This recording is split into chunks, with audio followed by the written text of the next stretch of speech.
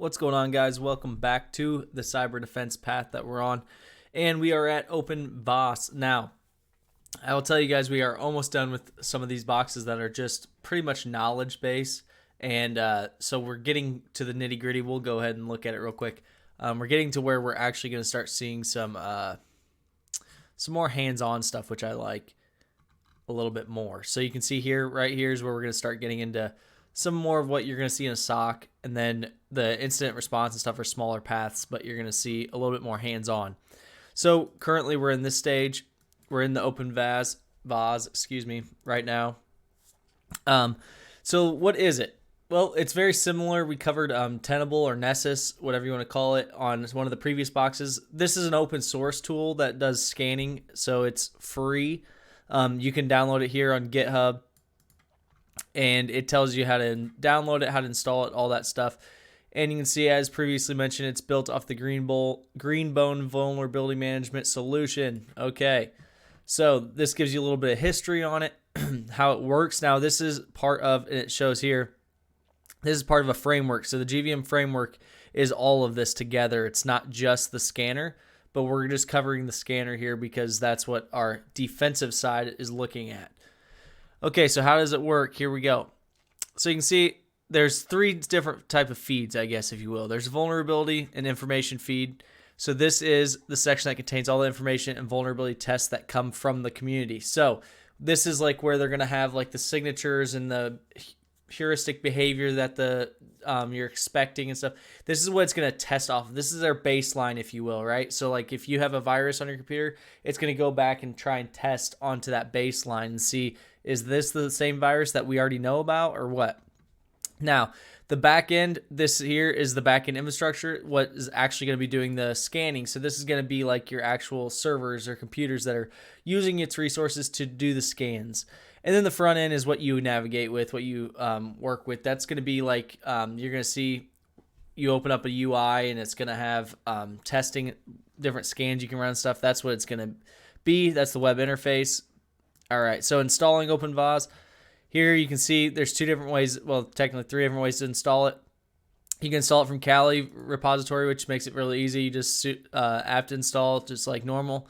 Then you have the install from source, so you can go to the actual source and install it if you want. And then you can run it from Docker, which Docker, boom, there's the simple command. I will tell you, if you try to run this on the attack box, which is one of the reasons we're not going to run it, we're just going to do I'll show you, but we're not going to run it because the attack box doesn't have enough space to run this. So keep that in mind. If you're working with a VM with minimal space, it does need a fairly good amount of space comparatively to run it.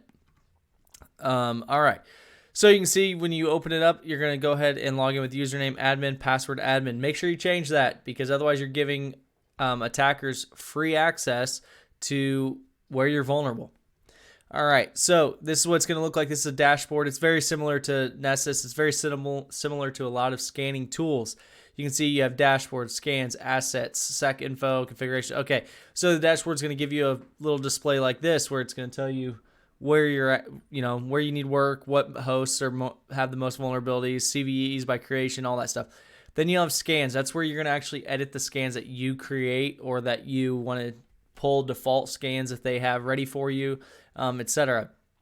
Assets is going to be what computers, hosts, network machines you're scanning. Configuration, it's going to be a little bit more. You might use a service account to log into all the machines and stuff like that. So that's where the configurations are going to come in. Extras is probably just a little bit more things that you can add or take away or whatever. So, all right, initial configuration. So this is when you first start it up. It's going to walk you through it. I mean, you guys can get through this. So when you first start up, it's going to ask you immediately scan an IP address. Now, if you're using it for your own machine, you can do 127.0.0.1, local host, whatever you want to do, and it'll start doing it right away to kind of show you and start giving you information. Now, you can set ranges of IPs and do discovery scans, which will then find all your hosts that are live and start scanning for you. But you can see this is what's going to look like on the dashboard when you immediately scan it. There's one of one, and you can see there's one host there, so obviously that's going to be there. There's one task by severity, so everything's just one, right? So there's not much of a pie chart if it's just one whole thing. So keep that in mind when you're running the very first scan. That's going to look a little bit basic and not populated. All right. So once your scan finishes, you can navigate to the scans and reports and click on newly created report. So you can see it'll actually generate reports for you. This is really good if you have to report up to somebody, if you have to give them, hey, here's how many hosts we have that are, vulnerable to whatever. This is where you're going to really get the meat and potatoes, because yes, you can dive in and look at the scans individually, but you're not going to expect a board of directors or someone like that to come in, log into your scanner and look at this stuff. You should be generating reports for them. Okay, so now here we go. Scanning infrastructure. So they give you a machine that you can scan here if you want to. I'm not going to, because they don't ask any questions about it, so there's no point, but I'll walk you through it. So when you're creating a task, you're going to go here, new task, and it's going to ask you a bunch of questions, right? So what's the name of the target? Now you can name the task, you can name this task whatever you want. You can name it, say, ping scan. Let's say you just want to scan what computers will respond to a ping. You can just name it that, so then you know what it does. So simple things like that. If you want to name it Windows machines or whatever. Then comment, you can put a little bit description. Scan targets. So this one here, you can see they have the immediate IP, just 127.0.0.1. And then you can schedule it, so you can run it, hey, let's run this every Tuesday at 4 a.m. or whatever, right? Add results to assets. So this is a discovery scan. So this would mean, hey, I found 5 machines that you didn't list in this IP explicitly, but they're in the range of IPs, and you can say add that to the assets. Go ahead and mark that we have that as well in here. Now let's see. Apply overrides. Yep, that's good. Auto delete. Do not automatically delete reports. So some people might want to delete reports every, if there's 10 in there, we don't want to take up a bunch of space, start deleting them. This has it set to not delete reports, so that way it keeps them. That's all preference. It's all what you want to do. Scanner, so whatever scanner you want to use. Scanner config, full and fast. Okay, so if you want the most out of it, you wouldn't do fast, but keep in mind that you also don't want this running for 10 hours because it's going to be eating up network traffic. Maximum concurrent executed MVTs per host for maximum concurrently scanned hosts. This is all dependent on your company, so it'll depend on how much bandwidth do you have, the resources you have on the server that you're running this on, all that stuff, because you don't want to be running this thing on redline. You don't want it being 100% CPU, 100% network usage, all that stuff. You want it conservative, so that way it doesn't crash on you. You're not eating up your bandwidth, all that stuff. Okay, so, it walks you through it. Okay, so scoping a new target. So, perfect. To scope a new target, navigate to the star icon next to scan targets. So you can see this is a new target, meaning it's an asset that we don't have listed already or saved already. You can see you're manually putting it. Now you can do from file, so you can have a file of all your hosts on some sort of file, and then you can upload it, and it'll just start going through them. Now you can see this is just one host, but you could do an IP range here. You don't have to do just one. And then you can see reverse lookup, okay, only unified, blah, blah, blah, port lists. So you can see they're only scanning all INA assigned TCP, and then I don't know what the rest of that's supposed to say, but probably top 20 or something like that, right? So a live test, scan config default. Okay, so that's just going to say, is it alive? If it's not, move on, whatever. So that's just a default alive test. And then you can see here, credentials for authenticated checks. This is big when you're doing scans. If you want real good scans, now you want to do both because you want to see, is this vulnerable if it's not authenticated, or is it vulnerable if it is authenticated? So what does that mean? So like for instance, SSH, yes, port 22 is the default port, but not a lot of people, well, I want to say a lot. Some people don't put SSH on port 22 because it's default. They don't want it found by web crawlers and things. So they'll put it on a random port. So you might put that there, whatever. But here you're going to select this drop-down menu, which I can't select because it's a picture. But you'll select it and you'll put in credentials. So you'll put in a service account, an admin account maybe, whatever account that you're comfortable with putting there and your company's decided that you're going to use for scans. You'll put an account there and a password there that's saved. and then it will log into your machine using SSH and run a scan that way, almost as if you went on your machine, ran Mimikatz or LinPs or whatever the heck you want to run. It's kind of like that, but obviously it's got its own databases and dictionaries and things that it's going to run against. But that's what it's going to do. It's going to log in for you and run the scans, and you're going to get a bigger picture, a much more in-depth picture if you do these type of scans.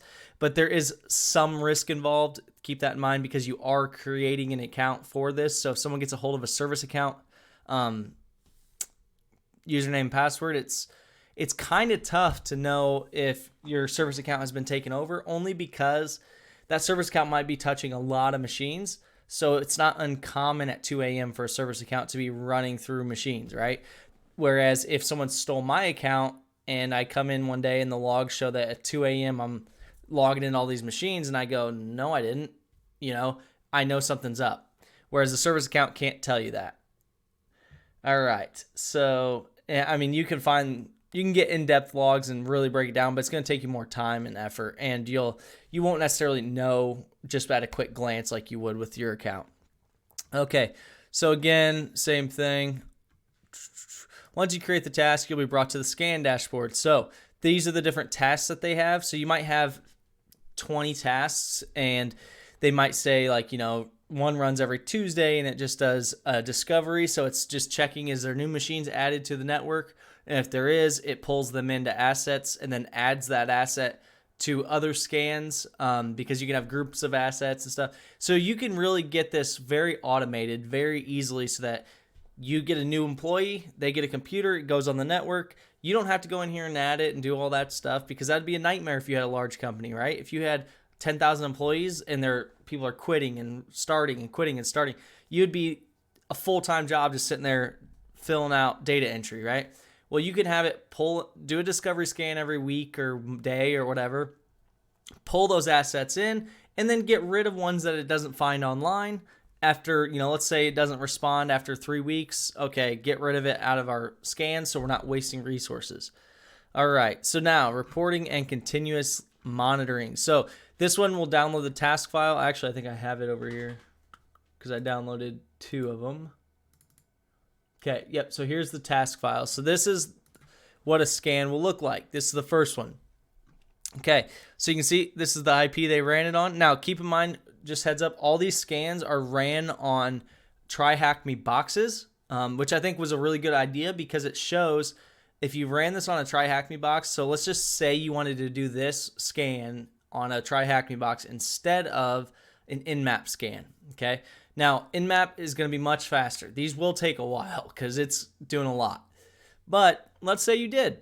You can see here, this took 22 minutes, this scan. Now, let's say you did run it on a live TryHackMe box. So you're doing a CTF and you want to use this scanner instead of Nmap or anything. Well, that's fine. It'll take a little bit, but what's the harm in it, right? So you can see here the task. They named it Metasploitable, okay? So that must be the name of the box, which is kind of cool. And you can see here it found 9 high vulnerabilities, 28 mediums, 2 lows. Okay, now some of these, keep in mind, are knowledge, meaning, let's say SSH has anonymous login, right? That's a pretty big vulnerability. But let's say you did that on purpose because you want that capability at your company. Okay, now I understand that might not be the best example because not many people want that. But let's say it's a file server that people need to get in and get files in and out, and there's no sensitive data on it. There's nothing on it that's risky, and you want that capability, then it might pop up here as a medium threat, but it's something that you want. So keep that in mind when you're looking at these, that if you just go to your company and say, oh crap, we've got this issue right here, they might say, yeah, we know that's an issue, but we're fine with accepting that risk. So, all right. So here's what it's going to look like. Security issues. So you can see here, it gives you all the ports that are open. So right there, just like a regular Nmap scan, you're going to get all the reports, but you get it in this nice little HTML. You can see here, it's going to tell you exactly what version. So product detection, Ubuntu Linux 8.04. And then here's the issue. The operating system on the remote host has reached end of life. So what does that mean? That means there's been no updates since 2013 on this machine. So of course it's vulnerable. So of course you're gonna find issues on it, right? So if I saw this, I would instantly be like, hey, if this machine is connected to our network, it needs to be updated. There's no reason we can't update this to the newer version of Ubuntu that's more secure, right? Now there are rare cases, like I said, where if you update it might break it, so on and so forth. But the nice thing is you can see this gives you information, and it says here general TCP. And then if you have one that's actually specifically to a port, you can see it says 80 TCP. So that's port 80 right here. So the host is running twiki and is prone to cross-site scripting and command execution vulnerabilities. So this is the cool thing about this scanner, the way it breaks it down for you. You have the summary of what it is. You have the detection results, okay? You have the impact. So what can happen? The solution, just upgrade a new version, right? What affected software, vulnerability insight, blah, blah, blah. And then this is the other cool thing, the detection method. So right here, it gives you some information. But the nice thing is if it knows it, it will actually give you how you can detect it manually by yourself. So that if maybe it's a false positive, maybe it's not really a vulnerability, it popped up because it read something wrong or whatever. All right. So now let's go ahead and break it down. We're going through here. Crafting alerts. That's pretty self-explanatory. Alerts, schedules are exactly what it sounds like, and alerts are exactly what they sound like.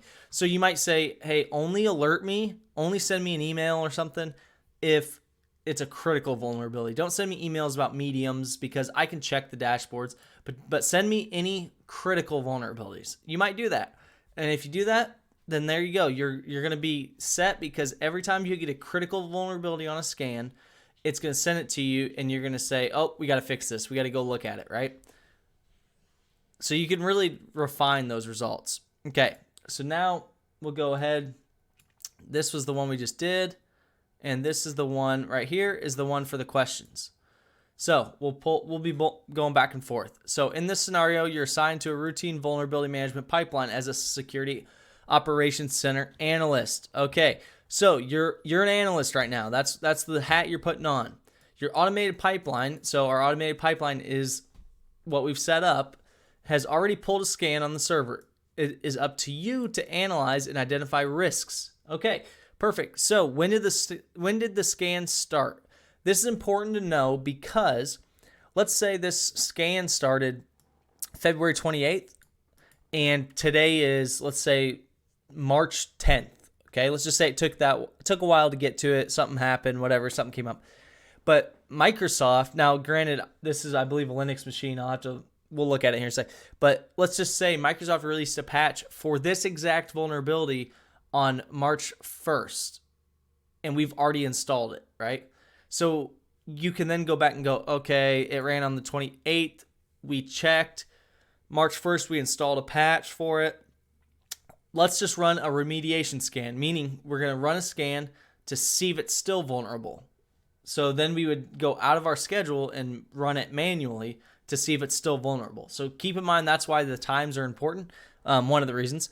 But you can see, when did the scan start? You can see right there, it started February 28th, 0446, and then it ended 02102. Perfect. How many ports are open in this case? So if we scroll down right here,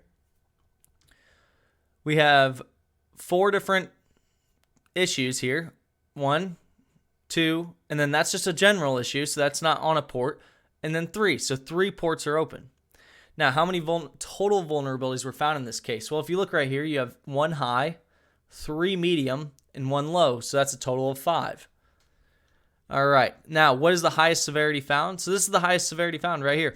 Microsoft Windows SMB server, multiple vulnerabilities, remote. Okay, so the host is missing critical security update for Microsoft. So this is a Microsoft update, and it's Microsoft 17.010 that needs installed. So right there, MS 17.010, and that's the Microsoft vulnerability that needs patched. So again, the time would be perfect if, let's say, Microsoft came out with this vulnerability this patch a week ago, and we've already installed it, but this scan was caught 2 weeks ago. We need to know what time the scan ran, because then we can do a before and after scan and see, okay, it did fix it. It's not finding it anymore.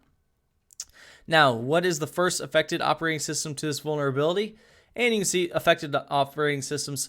When they say first, it doesn't mean anything except for they're saying which one appeared first on this list. That's all they're saying. Because that threw me off at first, because like in my head I was thinking like what was the first affected operating system they found this on, but they just mean what's the first one on this list, okay? And then here's the cool part about it. What is the recommended vulnerability detection method? You can see here, send the crafted SMB transaction request with FID equals 0 and check the response. So they give you an exact way to check this if you're actually vulnerable, because scans can produce false positives. It's very common to get a false positive. So when that happens, just do the main, it gives you the information. You can do that pretty quick. And if you can't, do a quick Google search and you can find it, right? So you could even just, with this number right here, you could just go Google search it and say, hey, how to check for it. Boom, you'd be set, ready to go. So this one, the question is, what is the recommended vulnerability detection method? And then the answer is that whole sentence. Send the crafted SMB transaction with FID equals 0. Check the response to confirm the vulnerability. So you got to type that whole response, which is kind of a pain, but that's fine. All right. And that's the conclusion. Now, the reason I didn't go over too much detail about OpenVAS is because we've already covered Tenable. We've already covered Nessus. This is just an open source version, basically. I understand they're different companies. They do slightly different things, but they're scanners, okay? So they're vulnerability scanners that if you can figure out one, you can stumble through the other. Vice versa. If you can figure out OpenVAS, you can figure out Nessus. If you can figure out Nessus, you can figure out... Now, will you be an expert in them? No. Will you break down and go to a company, be a consultant, and start fucking running scans for them insanely? No. You're not going to do that with just this. But that's not the point of this. The point of this is to understand how vulnerability scanners work, what they can do for you, and then the different options, right? So if you run this and then you did the Tenable or Nessus box as well, and you like this better, use this. There's nothing saying you can't use this. There's nothing that says you can't just make your own scanner. And I know that sounds crazy, right? But why can't you run a script that on Tuesday nights at 4 a.m. runs an Nmap scan for you? You could, right? Now, will that give you everything? No, because that's not going to do web applications, things like that, where these can do that type of thing. So keep that stuff in mind. But hopefully you guys like it. If you guys do like this material, please like and subscribe. We're up over 700. Thank you guys so much. At 1,000, I'm definitely doing something. I'm not sure what yet, but I'm leaning towards a giveaway of like a Security Plus or something like that. So let me know what you guys think. Join the Discord as always, and Pentest Chapter 3 is going up on the Patreon very soon, and then we're going to keep going with that. So once that's finished, you guys will have a full guide to Pentest Plus, the certification course, and you'll be able to go on my Patreon and start taking that course and testing for that as well. So hopefully you guys like it. Thank you guys so much, and don't worry, we're almost out of the knowledge base boxes. Thanks.